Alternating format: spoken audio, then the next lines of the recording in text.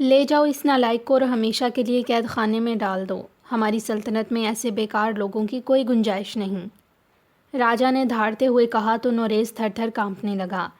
پھر جو ہی راجا کے سپاہی اسے گرفت میں لینے کے لیے آگے بڑھے، نوریز دوڑتا ہوا راجا کے قدموں میں گر گیا اور چلانے لگا، رحم حضور رحم، خاکسار کو ایک موقع اور دیا جائے۔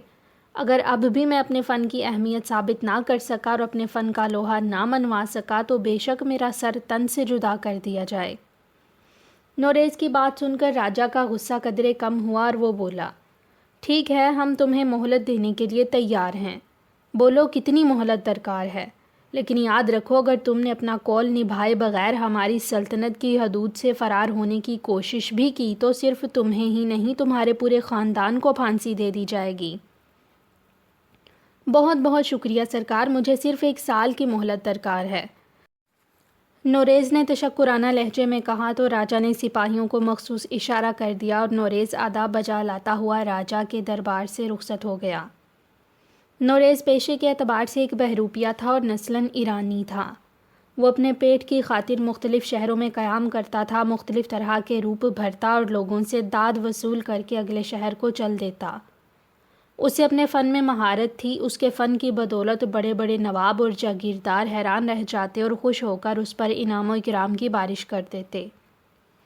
یوں ہی شہر بہ شہر سفر کرتا ہوا نوریز چند ماہ پہلے ہی ریاست نواب پور میں داخل ہوا تھا۔ اس ریاست کا راجا عجیب مزاج کا انسان تھا۔ وہ دل بہلانے والے علوم و فنون کے سخت خلاف تھا۔ اس نے پوری ریاست میں اعلان کروایا ہوا تھا کہ اگر کوئی شخص ایسے علوم و فنون سیکھے گا جو بے مقصد ہیں تو ان کو قتل کر دیا جائے گا۔ نوریز کو راجا کے اس اعلان کا علم ریاست میں داخل ہونے کے بعد ہوا تھا، لیکن قبل اس کے کہ وہ وہاں سے کسی اور شہر کی طرف کوچ کرتا اس کی اطلاع راجا تک پہنچ چکی تھی۔ چنانچہ راجا کے حکم پر سپاہیوں نے اسے گرفتار کر کے راجا کے دربار میں پیش کر دیا تھا۔ نوریز راجا کے دربار سے مہلت لے کر واپس پہنچا تو کافی پریشان تھا۔ اس نے جان بچانے کے لیے مہلت تو لے لی تھی لیکن اب پریشان تھا کہ اپنا قول کیسے نبھائے گا۔ کئی دن وہ اس مسئلہ پر سوچتا رہا، بالآخر ایک نتیجے پر پہنچ گیا۔ اب اسے مناسب وقت کا انتظار تھا۔ اس نے عارضی طور پر سوانگ رچانے والا کام ملتوی کر دیا اور اپنے آپ کو گھر کی 4 دیواری تک محدود کر لیا، کیونکہ وہ جانتا تھا کہ راجا کے خاص ہرکارے اس کی مسلسل نگرانی کر رہے ہیں۔ 1 ڈیڑھ ماہ اس نے یوں ہی گزار دیا، حتیٰ کہ نگرانی کرنے والے مطمئن ہو کر اپنے دیگر کاموں میں مشغول ہو گئے اور نوریز بھی اپنے منصوبے کے عملی جامہ پہنانے میں مصروف ہو گیا۔ اسی طرح 11 ماہ گزر گئے۔ ایک دن راجا کو اس کے جاسوسوں نے اطلاع دی کہ شہر کے دروازے کے پاس ایک فقیر نے ٹھکانہ بنایا ہوا۔ وہ بہت سحر انگیز شخصیت کا مالک ہے۔ جو شخص کچھ دیر اس کی صحبت میں بیٹھ جاتا ہے اس کا گرویدہ ہو جاتا ہے۔ روز بروز اس کے عقیدت مندوں کی تعداد میں اضافہ ہوتا جا رہا ہے اور اب تو یہ عالم ہے کہ آدھے سے زیادہ شہر اس کا عقیدت مند بن چکا ہے۔ تعجب کی بات یہ ہے کہ وہ صرف 6 ماہ پہلے ہی منظر عام پر آیا تھا اور چند ہی ماہ میں اس نے لوگوں میں بہت زیادہ مقبولیت حاصل کر لی ہے۔ راجا نے فوراً اپنے وزیروں کا اجلاس بلوایا اور جاسوسوں کی اطلاع پر مشورہ طلب کیا۔ وزیر اعظم نے کہا، مجھے تو یہ بزرگ فراڈ لگتا ہے، کیونکہ اتنے کم وقت میں اتنی مقبولیت حاصل کر لینا بچوں کا کھیل نہیں۔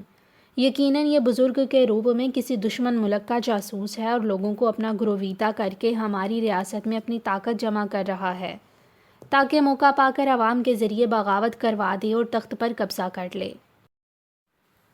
فوج کے سپہ سالار نے کہا، یہ صورتحال واقعی تشویشناک ہے مہاراج، حکم فرمائیں، میں ابھی سپاہی بھیجتا ہوں جو اسے گرفتار کر کے مہاراج کے حضور پیش کر دیں گے، پھر خود ہی دودھ کا دودھ اور پانی کا پانی ہو جائے گا۔ اسی طرح مختلف وزیر اپنی اپنی سوچ کے مطابق مشورے دے رہے تھے۔ پھر راجا نے ایک بوڑھے وزیر کی طرف سوالیہ نگاہوں سے دیکھا جو تمام وزراء میں سب سے زیادہ عقل مند خیال کیا جاتا تھا۔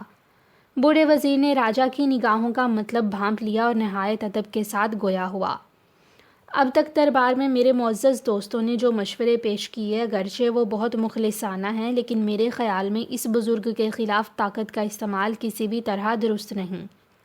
لوگ اس بزرگ کے بہت زیادہ جانثار بن چکے ہیں۔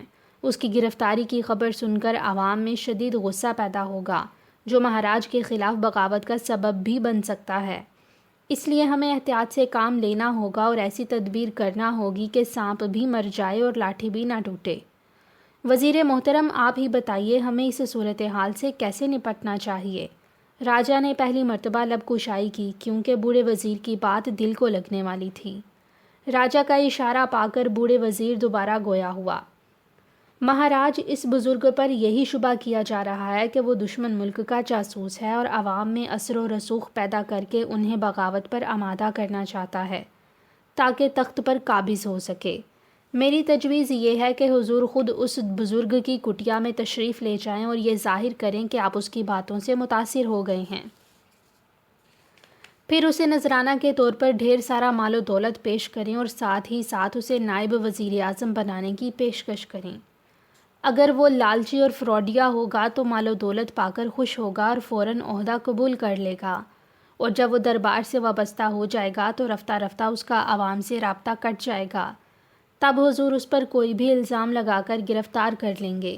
یوں دشمن بھی قابو میں آ جائے گا اور بغاوت بھی نہیں پھوٹے گی۔ بوڑھے وزیر نے اپنی بات مکمل کی تو سب وزراء اش اش کر اٹھے۔ راجا کو بھی اس کی تجویز بہت پسند آئی تھی۔ یوں اگلے ہی روز اس تجویز پر عمل درآمد کرنے کا فیصلہ کیا گیا۔ دوسرے روز راجا کی شاہی سواری پوری شان و شوکت کے ساتھ نکلی۔ سپاہیوں کی کثیر تعداد کے علاوہ بہت سے غلام اور کنیزیں بھی ہمراہ تھیں، جنہوں نے اپنے اپنے سروں پر بیش قیمت موتی اور جواہرات سے بھرے تھال اٹھائے ہوئے تھے۔ جب راجا اپنے وزیروں کے ہمراہ بزرگ کی کٹیا تک پہنچا تو اس نے حیران کن ماجرا دیکھا۔ ایک باریش اور سفید پوش بزرگ زمین پر چٹائی بچھائے بیٹھے ہیں اور ان کے ارد گرد ہزاروں کی تعداد میں لوگ سر جھکائے بیٹھے ہیں۔ سکوت کا یہ عالم ہے کہ اتنے بڑے مجمع کے باوجود بزرگ کی آواز دور سے ہی سنائی دے رہی تھی۔ راجا کے سپاہیوں نے مجمع میں سے راستہ بنایا اور راجا اپنے محافظوں اور وزیروں کے ہمراہ بزرگ تک پہنچا۔ راجا کو توقع تھی کہ وہ بزرگ کھڑے ہو کر اس کا استقبال کریں گے، لیکن ایسا نہیں ہوا۔ البتہ وہ بزرگ بیٹھے بیٹھے چٹائی پر ذرا سا سرک گئے تاکہ راجا کے لیے بیٹھنے کی جگہ بن جائے۔ حضور، مجھے بھی کچھ نصیحت فرمائیے۔ منصوبے کے مطابق راجا نے عرض کی تو بزرگ نے راجا کا کندھا تھپ تھپاتے ہوئے کہا، دنیا بنانے والے نے تمہیں اس چھوٹے سے خطے کا حکمران بنایا ہے، گویا عوام الناس کی فلاح و بہبود کا ذمہ دار بنایا ہے۔ تمہیں چاہیے کہ اپنے فیصلے عدل و انصاف سے کرو اور رعایا کی خبر گیری رکھو، اور ظلم کرنے والوں کے ساتھ سختی سے پیش آؤ، خواہ وہ کتنا ہی معزز اور کتنا ہی بڑا عہدہ دار کیوں نہ ہو۔ تب عوام سکھ کا سانس لیں گے اور تمہیں اپنے دل میں بسا لیں گے، پھر دنیا کی کوئی طاقت تم سے تمہارا تخت نہیں چھین سکتی۔ راجا بزرگ کی باتوں سے واقعی بڑا متاثر ہوا اور پھر زر و جواہرات کے تھال نذرانے کے طور پر پیش کیے، جسے بزرگ نے یہ کہہ کر ٹھکرا دیا کہ ہم خاک نشینوں کو اس کی حاجت نہیں۔ تب راجا نے انہیں نائب وزیر اعظم کے عہدے کی پیشکش کی۔ بزرگ نے اس پیشکش کو بھی ٹھکرا دیا کہ انسان کا اصل منصب اپنے رب کا فرما بردار بندہ بننا اور صرف اسی کی اطاعت کرنا ہے، نہ کہ دوسروں کو اپنا مطیع اور فرما بردار بنانا۔ الغرض راجا کو وہاں سے نامراد واپس آنا پڑا۔ بزرگ کی باتوں نے اس کے دل و دماغ میں ہلچل مچا دی تھی اور اس کی اتنی بڑی پیشکش قبول نہ کر کے اسے مخمصے میں ڈال دیا تھا۔ وہ کئی دن سوچ بچار میں مصروف رہا لیکن کوئی فیصلہ نہ کر پایا، حتیٰ کہ ایک دن جاسوسوں نے اطلاع دی کہ وہ بزرگ اپنا ٹھکانہ چھوڑ کر یوں غائب ہو گئے ہیں کہ کہیں ان کا سراغ نہیں مل رہا۔ راجا کے لیے اطلاع اور زیادہ حیرت انگیز تھی، تاہم ایک طرح سے اطمینان بخش بھی تھی کہ بغاوت کا خدشہ عارضی طور پر صحیح ٹل چکا تھا۔ چند روز بعد راجا کو اچانک اس بہروپیے کا خیال آیا۔ اس نے فوراً اپنے سپاہیوں کو بھیجا کہ نوریز نامی بہروپیے کو پکڑ کر ہمارے حضور پیش کیا جائے۔ تھوڑی دیر بعد سپاہیوں نے آ کر بتایا کہ نوریز تو اپنا ٹھکانہ چھوڑ کر غائب ہو چکا ہے۔ راجا نے سپاہیوں کو حکم دیا کہ نہ صرف پوری ریاست میں پھیل جائیں بلکہ آس پاس کی ریاستوں میں تلاش کریں اور جیسے بھی ہو اس مفرور کو گرفتار کر کے ہمارے حضور پیش کیا جائے۔ مزید چند دن گزرے ہوں گے کہ ایک دن جب راجا دربار سجائے بیٹھا تھا اور لوگوں کے مقدمات سن رہا تھا کہ دربار میں ہلچل مچ گئی۔ کسی نے خبر دی کہ وہ بزرگ اچانک دوبارہ نمودار ہو گئے ہیں اور دربار کی طرف آ رہے ہیں، اور لوگوں کا ایک ہجوم بھی ان کے پیچھے پیچھے چلا آ رہا ہے۔ یہ خبر راجا پر بجلی بن کر گری۔ دیگر وزراء پر بھی سکتہ طاری ہو گیا اور انہیں یقین ہو گیا کہ اب راجا سے اس کا تخت چھننے ہی والا ہے۔ اسی اسنا میں بزرگ دربار کے قریب پہنچ گئے۔ انہوں نے لوگوں کو ہاتھ کے اشارے سے باہر ہی روک دیا اور خود اکیلے ہی اندر داخل ہوئے اور جھک کر راجا کو آداب کیا۔ راجا پر پے در پہ حیرتوں کے پہاڑ ٹوٹ رہے تھے۔ تب بزرگ نے مؤدبانہ لہجے میں کہا، حضور مجھے پہچانیے، میں آپ کا خادم نوریز بہروپیہ ہوں۔ یہ کہہ کر بزرگ اپنا بہروپ اتارنے لگے۔ تھوڑی ہی دیر میں وہاں ایک بالکل مختلف چہرہ نظر آنے لگا جسے سب پہچانتے تھے۔ وہ واقعی نوریز تھا۔ تمام اہل دربار مارے حیرت اور خوشی کے تالیاں بجانے لگے۔ راجا کی بھی جان میں جان آئی اور وہ صرف اتنا ہی کہہ سکا، نوریز تم نے تو کمال کر دیا، اتنے لوگوں میں سے کوئی بھی تمہیں نہیں پہچان سکا، واقعی تم اپنے فن میں باکمال ہو۔ تو پھر حضور لائیے میرا انعام، نوریز نے چہکتے ہوئے کہا۔ انعام تو ہم تمہیں دیں گے، لیکن ایک بات ہماری سمجھ میں نہیں آئی۔ جب ہم خود چل کر تمہارے پاس آئے تھے اور ڈھیروں جواہرات اور مال و زر کے علاوہ عہدہ بھی پیشکش کی تھی، تب تو تم نے یہ سب کچھ سختی سے ٹھکرا دیا تھا، لیکن اب اس مال و دولت کی تمنا کر رہے ہو؟ راجا نے حیرت سے پوچھا۔ تب نوریز نے کہا، حضور میں ایک فنکار ہوں۔ کوئی بھی سچا فنکار اپنے فن کی حرمت کو پامال نہیں کرتا۔ اس وقت میں اللہ والے کے روپ میں تھا اور اللہ والوں کو دنیاوی مال و زر کی ہوس نہیں ہوتی۔ اگر میں اس وقت کچھ نذرانہ وغیرہ قبول کر لیتا تو اللہ والوں کی حرمت پر فرق آتا، اور یہ مجھے گوارا نہیں تھا، اس لیے میں نے اس وقت انکار کر دیا تھا۔